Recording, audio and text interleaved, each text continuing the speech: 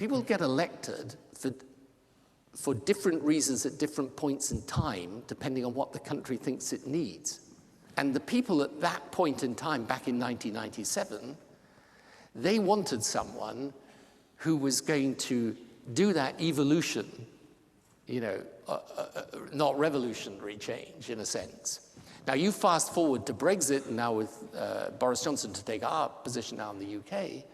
At that point in time Brexit happened, they wanted the thing really shaken up. Countries, they don't always vote for the same type of people, right?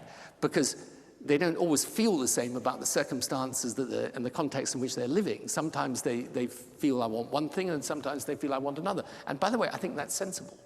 I think it's unfortunate if we lose this notion of kind of building bridges across the divide. It will be a problem for politics going forward if you end up with two tribes who don't talk to each other, listen to each other, or much like each other. That's, I think, dangerous long term. So I think that this is a challenge, actually, everywhere in Western politics. You mentioned Brexit, and the United Kingdom now has formally left the European Union. That's a huge change in European politics and world politics. What do you attribute to the reasons why the UK voted narrowly to leave, and what consequence does it have? Will the United Kingdom stay united? Will Scotland or Northern Ireland join the European Union? What's the future look like? Well, I think the reasons for Brexit are very similar, actually, to the reasons for the election of President Trump here.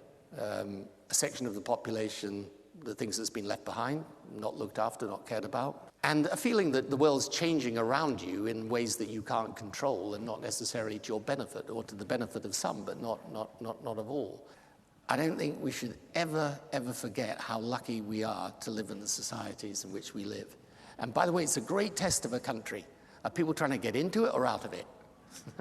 So your problem and our problem is immigration, right? That's because people know. And you see this, and it's a strange thing. Sometimes you need someone who's an immigrant into your country to educate you as to how much we take for granted and shouldn't take for granted about our own way of life. It's a way of life for all its faults that most people choose if they can.